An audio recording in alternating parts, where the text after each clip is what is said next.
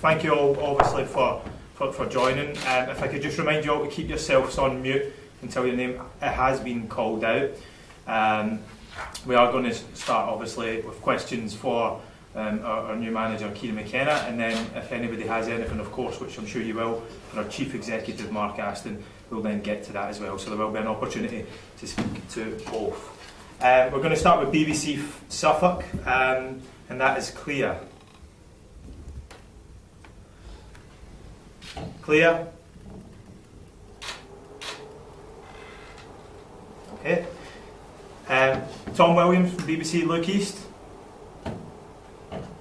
Yeah, I'm here. Hi, Marcus. Can you hear me okay? Take us away then, Tom, please. Thank you. Okay, great. Kieran, why trade a coaching job at Manchester United for this role at Ipswich Town? Hi, Tom. Yeah, look, it was obviously it was a decision to be made. I have a big affinity for Man United. Obviously, I think that's publicised. I was a fan of the club as a boy. It's a fantastic club to work. Had really good relationships with staff, with players, with owners, with all the managers I worked under. So yeah, it's a club with a deep affinity for me, and I was happy there and could see our future there. But I think at the time it was it was an ambition that I've had right through the start of my coaching career to go into management. I've worked really, really hard to get this opportunity. I feel like I've developed myself as a coach very well over the last 12, 13 years.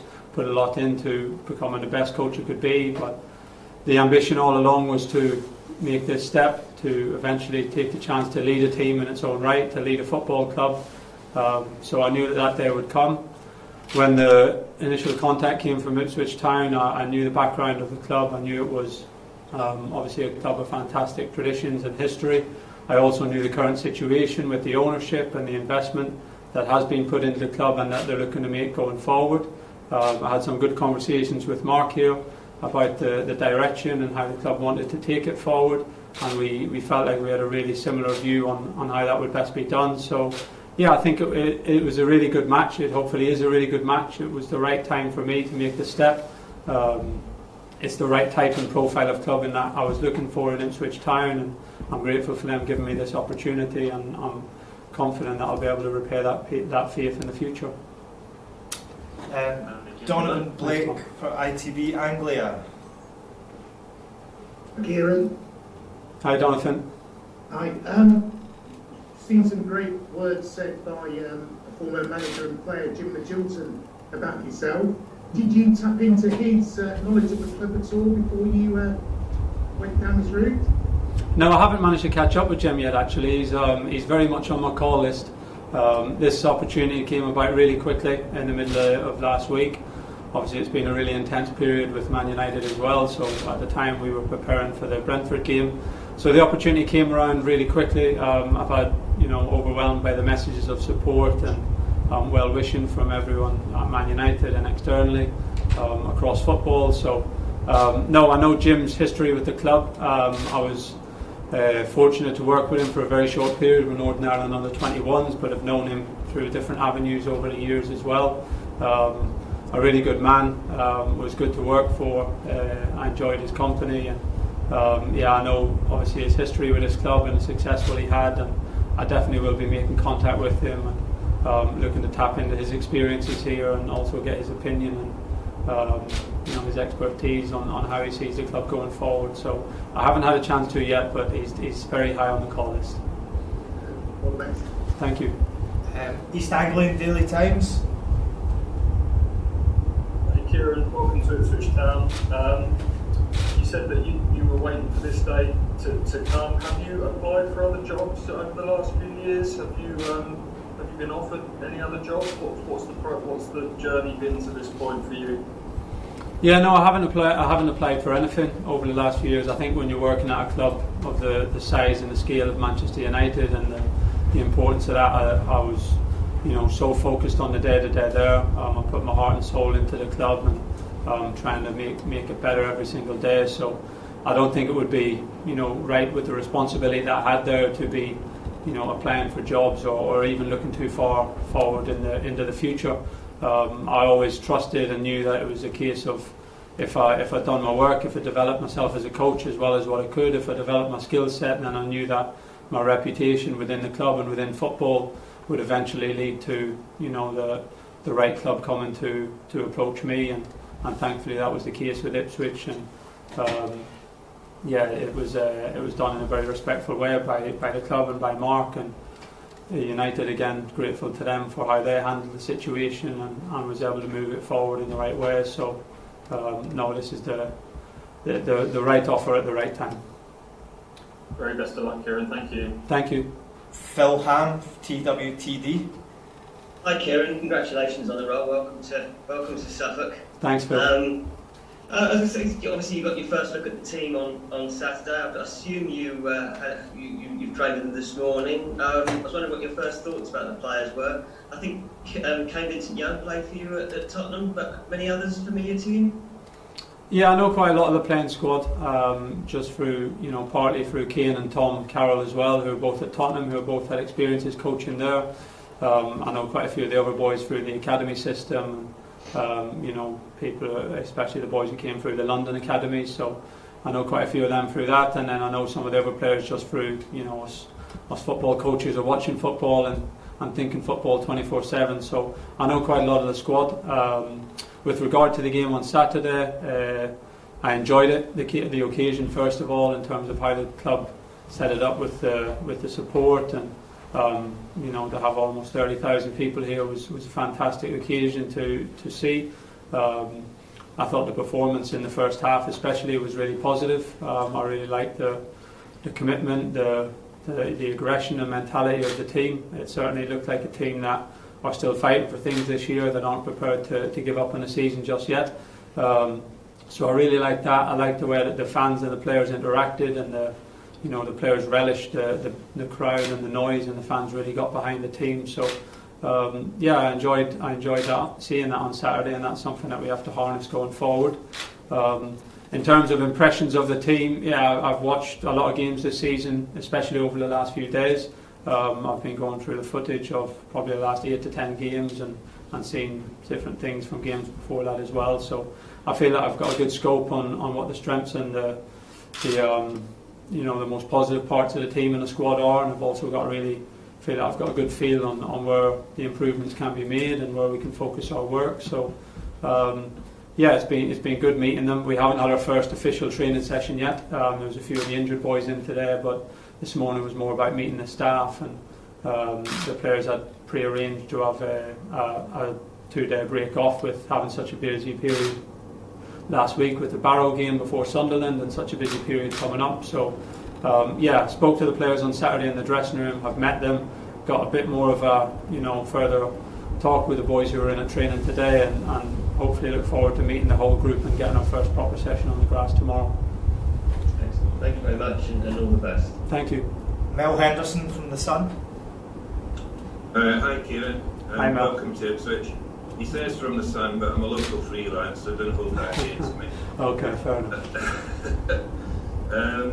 Just tell me about your short-term and long-term ambitions as a manager, not just specifically with Ipswich, but in the game in general.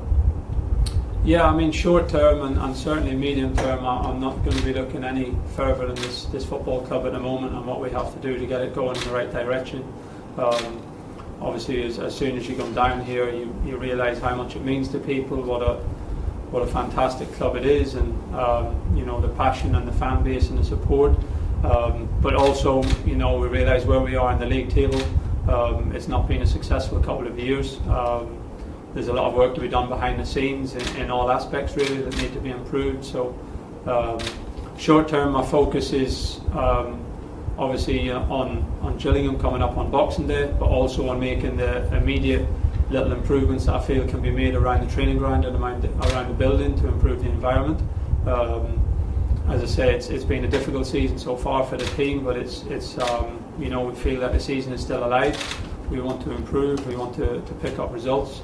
We want to focus on improving the performances of the team as quickly as we can, and hopefully results come from that. And I think with the quality in the squad, it's possible that we can put a run of results together. And if we do that, then let's see where we're at in a couple of months. So the immediate focus at the moment is really just around the team and the club and what differences we can make straight away. In terms of the longer term focus for the club, I think everyone knows that the owners are coming in with big ambition. They've invested a lot in the squad. They've invested in myself and my staff, and the ambition is to get Ipswich back up towards the top levels of English football where it was and where it belongs, we feel, and where everyone wants to see it. And again, for myself, longer term,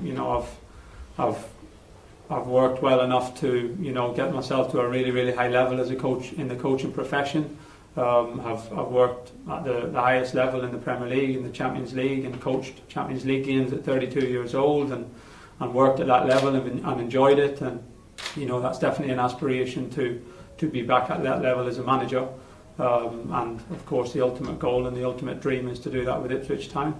But look, we know it's step by step. There's a long way to go.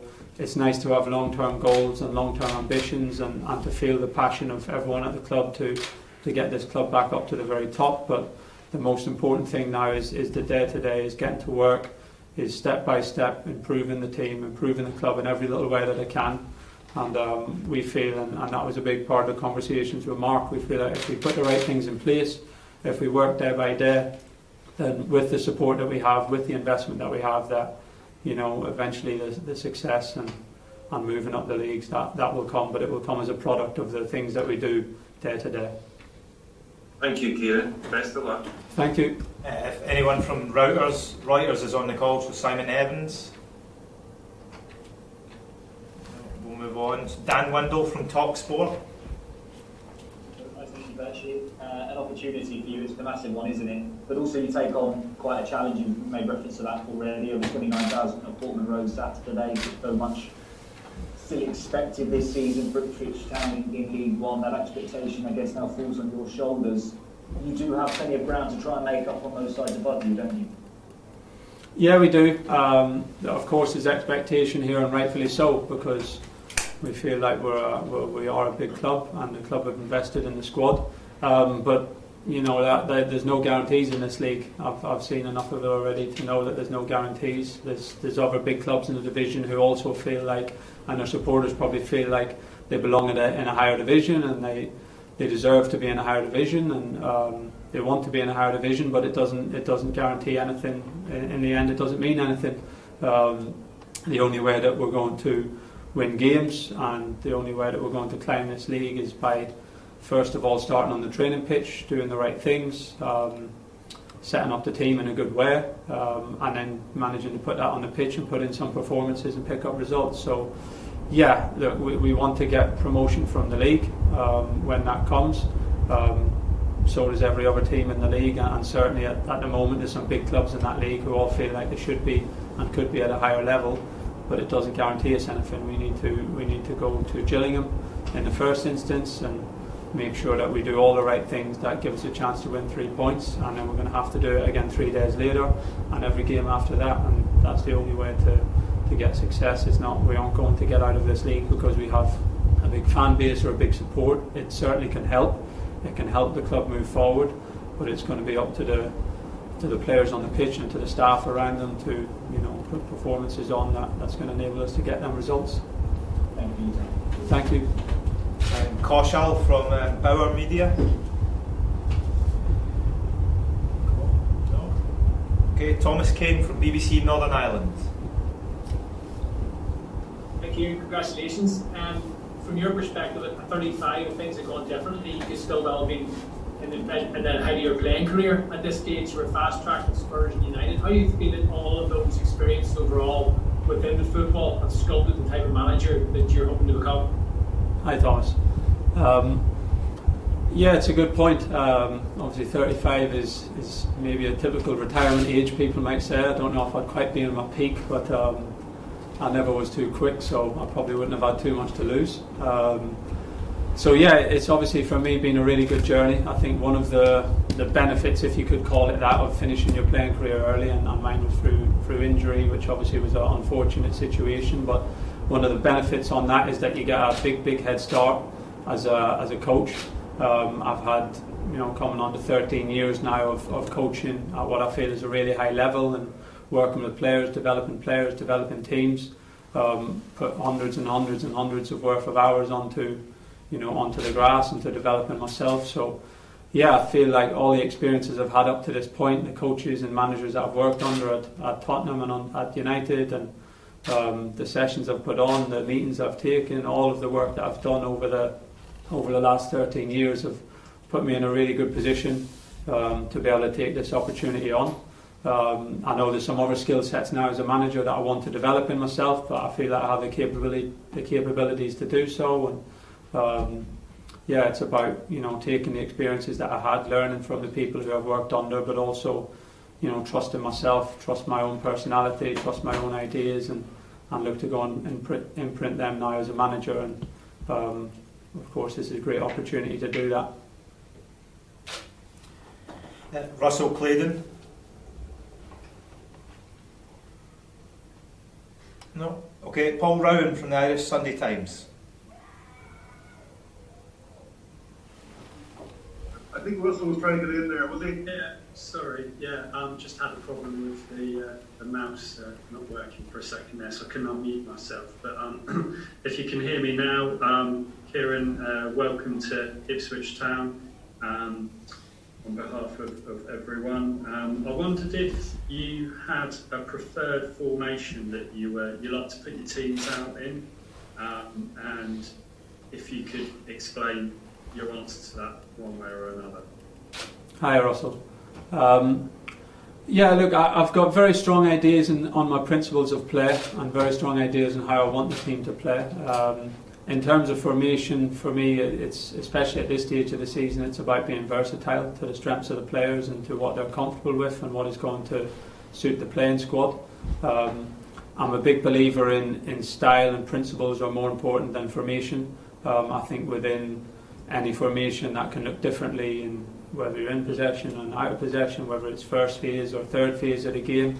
So I'm not a big believer. I don't speak to players a lot about 4-2-3-1 or 4-3-3 or 3-5-2. I think it's about players understanding their roles and responsibilities on the pitch, understanding what spaces that we want to attack and what spaces that we need to defend, and the principles and the style that we work to is the overriding thing. And within that, then the formation can be adapted according to primarily our players and what suits the playing squad that we have, but also according to the opposition and how we want to hurt them and attack them in any given game. Thank you, and good luck. Paul Rowan, if you want to come in. Hi, Kieran. Paul. Just want to do a question for Sunday, if that's okay. That's otherwise. Kieran, obviously, you touched on your career ending early, your playing career. Can you talk me through what happened and whether the kind of the despair you must have felt as a young player, and how you picked yourself up then to turn around and get into the world of coaching? Yeah, no problem. So I think my injuries came, especially my hip injury came around 20 years of age. So at that stage at Tottenham, I was in and around the first team group. I'd played in some pre-season friendlies, was consistently training with the first team, was captain of the reserves, and felt like I was on a really good pathway at that stage. I had almost 2 years really of surgeries and setbacks and specialists and disappointments and failed comebacks, and it was a really challenging period. But it was also a period where I learned a lot about myself. In that period, I was injured for almost a 2-year spell really. So I did have to start to examine and think about what I wanted to do after football, what I wanted to turn my commitment to. It was even in that stage as a player that I decided already that I think coaching was going to be an avenue that I really wanted to attack and that I thought I could be good at. So I started to lay the groundwork in that period. I also learned a lot about myself as a person, because when you come through that level of disappointment and the setbacks that you have along the way, you learn about yourself and your resilience and your character in difficult moments. I think it's a period that I'm proud of in a way, because I don't think at any stage really I felt sorry for myself. I had good support around me with my family, and I had good support. I never felt sorry for myself. I say when I finally had to make the decision to retire, I knew the direction I wanted to go in. Tottenham at the time were fantastic in terms of supporting me, and I think I was out coaching within a week of the last surgery in crutches on the grass, working with Alex Inglethorpe and John McDermott and Chris Ramsey and some fantastic coaches. The youth team at the time was Harry Kane, Tom Carroll, who's here, Ryan Mason, Andros Townsend, a really talented youth team, and it just felt right from the start. There was no in-between period of sitting at home and sulking and thinking about what I might do next. I pretty much was from the surgery room, get the crutches on, put some boots on and get out on the pitch and learn. And from that moment really it felt right. It felt like something that came pretty naturally to me. It also gave me something I've always been extremely driven, extremely hard working. It gave me something to completely devote all my energy and time to. And yeah, from that time I haven't ever really looked back. Obviously there's nothing like playing. You miss playing sometime, but I'm out on the pitch. I can still kick a ball around. I love being around football. So I don't think there's many times over the last 13 years that I've really missed playing. Coaching has felt like a natural fit to me, and it's felt like if there is such a thing as fate or destiny, maybe it was the path that was right for me. So yeah, no regrets. I've loved the journey so far, and hopefully it continues. Could I just ask, if you don't mind, you obviously coached at United under Jose and Ollie under Solskjaer. I mean, particularly with Solskjaer, he was criticised a fair bit for the coaching or lack of it in some cases. I mean, what's your impression of that? Was Ollie treated fairly in that regard, and how did that affect your confidence as a young coach working in that difficult environment? Yeah, I think when you work at a club like Manchester United, it's par for the course, and rightly so. Unless Man United are winning the league every year, then people are going to look for things to criticise, and they're going to want to criticise the players, they're going to want to criticise the manager and the staff and everything around the building. I think that's been the case for Ollie. Unfortunately, it was the case for Jose and Louis and David Moyes and some fantastic managers who've been there through the last 10 years. It's a club that is so used to success, had great success over the last, over a long history, but especially over the 90s and the 2000s. So yeah, I think that external pressure, that external criticism is nothing unusual. It doesn't affect the people in the club. Certainly, if you're asking specifically about Ollie, I thought he conducted himself fantastically through that period. I've never seen it affect him. I think he had a couple of years of really good progress and development at the club. Took the club to some, very good league positions in terms of finishes. Finished ahead of some really good teams and some really good coaches. Reached cup finals, and I think he can be and is proud of his work there at the club.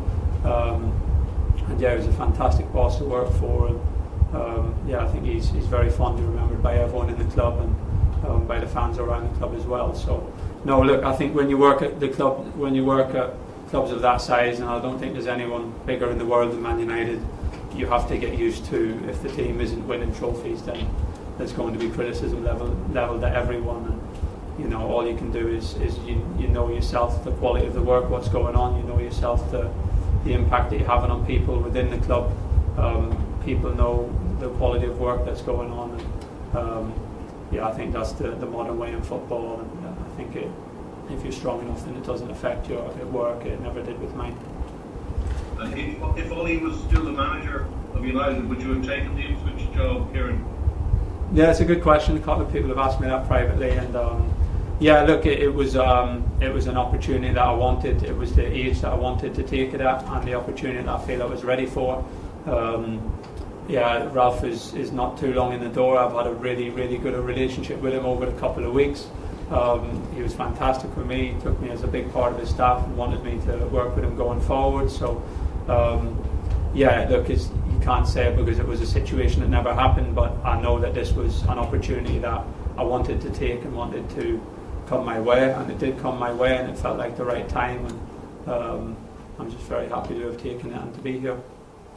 We're just going to. Just finally, a quick one. If did getting bashed around as a Gaelic footballer contribute at all to any of your injury problems, or was that just a bit facetious, Kieran? That would have toughened you up, would it? Yeah, I think playing in the GA certainly toughened you up a little bit for football, and no, nothing to do with the injuries. No, I was always very well looked after there, and it was definitely more soccer injuries, as you might say.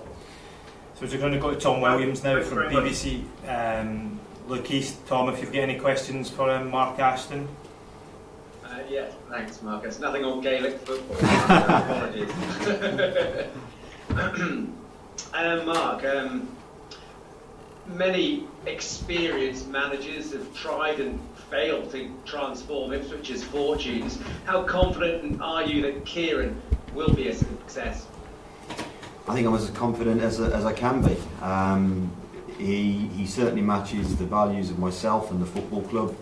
High integrity, high work ethic, high energy, and an extremely high level of intelligence. And on the references that we've had from people within the game, everyone speaks extremely highly of him. So I'm delighted that we've managed to capture him and bring him here to Ipswich. Well done, thank you. Donovan Blake for ITV for Mark Ashton. Mark, good to hear from you again. Hi, Donovan. The outstanding attribute, do you think, the outstanding quality which tipped it over the lines for Kieran, do you think? I think it's a combination, Donovan. I think his values again match ours.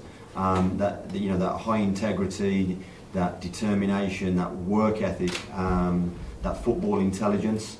You put that together, and I think you've got someone who can help take this football club substantially forward. So I think it's a mixture of all. And again, you speak to people in the game, and people speak extremely highly of Kieran. One of the things that I've always done is track young coaches, young potential new managers. I think if you look at what I've done in the past, it's a path that I've trodden before, and I see that potential in Kieran, and we will all be here to support him and hopefully take this football club forward together. Andy Warren, EADT. Stuart Watson. Hello, Mark. Hi, Stuart. Yeah, this is a bit of a sort of a dual question for the two of you, really. We have the January transfer window fast approaching. Mark, are you ready to back Kieran? Do you anticipate it being a busy one? And Kieran, are you got your contacts ready to line up and use when that window opens? Listen, I think from my perspective, I'm hoping it's not as busy as the summer, that's for sure. But yeah, I think, look, we've said this before, Kieran will be backed, he will be supported. We're already starting to talk about the shape of the squad now and the shape of the squad moving forward. We'll continue those discussions in the next few days. But yeah, I fully anticipate that we will be active in the January window. Yeah, and for me, obviously, we've had some initial discussions. To be completely honest, my focus is on the players in the building mostly at the moment. For sure, the club will be active. I've handed some recommendations in terms of personnel and positions that I think could be useful for us. But that's going to be a lot of work for the club to do, and I'll support them with that. My focus has got to be on the squad that we have. We have a big squad. A lot of players have came in the summer. We have a deep and talented squad at this level. So my focus is going to be on getting that right, on getting the best out of the players what we have here, on working with them on the training pitch, on getting our environment, where I want it to be, on setting up the team as well as we possibly can. And I know January's not a long way away, but at the moment every day is important. Every day is to be maximised. And for the next, we got 9 days to January. 99% of my manpower and my effort is going to be into the players who are in the building. Thank you very much. Phil Ham, TWTD. Hi, Mark. Hi, Phil. I just wondered if you could tell us a bit about the kind of process of interviewing and all that kind of thing. How many managers you spoke to, or potential managers you spoke to, how you approached Man United, whether there was compensation required, that kind of thing. I think there's about 4 questions in there, so I'll give it a go. There's a while. Look, we said we'd follow a process, and we did. We certainly were not talking to anyone while we had a Paul here. That's just not how we operate. And we put together a list of people that we wanted to see and talk to. And in the current world, that's a balance between phone calls, Zoom calls, and meeting people in person. But it became apparent very quickly that Kieran sat right at the top and the front of that list of people. And I have to say that when I met him, my hopes were realised, and I was hoping he was going to be what I thought he was going to be. As I said before, we track young coaches, we monitor young coaches. It's something I've done historically, and I was very keen to spend some time with Kieran and learn more about him. So once we did that, we spoke to our board. We'd spoken to Manchester United. They were extremely professional. Ed Woodward and the hierarchy at United, again, absolutely first class. And albeit reluctantly, I think, gave us permission to speak to Kieran. And I think once Kieran had made his position to them really clear that he wanted to take this opportunity, whilst they were ultimately disappointed to lose him, they supported his decision, and I'm very grateful to them in the way they dealt with it. Mel Henderson? No? Is anybody else we've missed out here? Has anybody got anything that they would like to add before we just wrap it up? We've got a couple of moments left. Yeah. Can I add? Is that all right? Sorry. Is it all right if I go first, Paul, quickly? Is that okay? Yeah, on you go, mate. Yeah. Thank you very much. Mark, I just want to ask you potentially on a quick one on an EFL potential circuit breaker, if that's okay. We know the Premier League are meeting today. I'm hearing that the EFL are looking to speak with clubs tomorrow. Is there anything you can tell us on that? What's your feelings on this point in the season where the country finds itself at this moment in time, the effect it could have potentially on Kieran's first couple of weeks? You're right on a number of fronts. We have a call with the EFL tomorrow, so until I've had that call, I won't know. My personal position is that we play on, because I don't think if we have a circuit breaker now, I don't think there's a set given time that we could guarantee that we could return in. And I have to tell you this, having sat on the EFL board for 3 years in the first wave of the pandemic, we stopped playing, and that was the right thing to do, but it wasn't so easy to get everybody started playing again, and that brought a whole host of new challenges. So my own position is that we test, and we get on with it, and I know that's going to be difficult and challenging, but I don't see the football calendar easing up, and I think that brings other challenges. So my preference is that if we have enough players and we test, we probably have to play. Got room for 2 more questions. Paul Rowan, will you want to come in there? Hi, it's Clear. Clear, on you go, yeah. Washing. Yeah, we can hear you now, yeah. Oh, thank you. Sorry about earlier, Kieran. Welcome to Portman Road, and I just wanted to ask you really about playing style. Have you any idea what you want your style to be? And will it be sort of to fit the ends justifies the means? Will you be attritional for League One and then look to alter it if you take the team up? Or are you just set on how you want to play from the get-go? Hi, Claire. Yeah, look, I've got a really clear idea in my head. I'm not going to, talk formations and in too much detail about it, because we're playing Gillingham on Boxing Day, hopefully, and I don't want to give too much away at this early stage. But I've got a clear idea on how I want the game to be played. I want us to be positive. I want us to dominate games. I want us to play in the opposition's half. I want us to attack in a clearly structured but well balanced and aggressive way to create chances and score goals. Without the ball, I want to be aggressive and win the ball back as high up the pitch as what we can. So I don't think that's going to change too much across the leagues. Obviously, I know it's winter time. The pitches maybe aren't perfect across the league and things like that at this moment. So I'd like to think that I'm adaptable enough to know that we will adapt where appropriate. to the league and to the players. But I've got a clear idea on how I want the team to play. We won't get there overnight, but I'll be looking to implement some principles and certain things to our style of play right from the off. And I'm sure with more time to work with the players, with more time with the club to bring in players who fit the profile that I want, that we'll be able to put a team and put a style of play on the pitch that the Ipswich fans will really get behind. Excellent, thank you very mumuch. Thank All you. round, did you have something you want to add there just to close us off?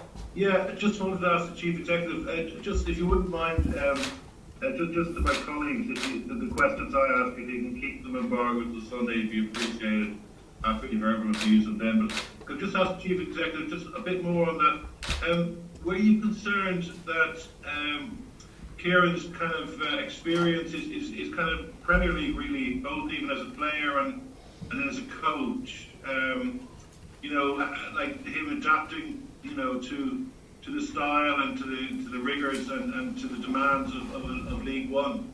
I mean, was that weigh heavily on your thoughts? No, not at all. Not at all. I go back to, I think if you look at my background and the young coaches that I've given their first opportunities to in Adi Boothroyd and Brendan Rodgers, people asked me very similar questions when we appointed them.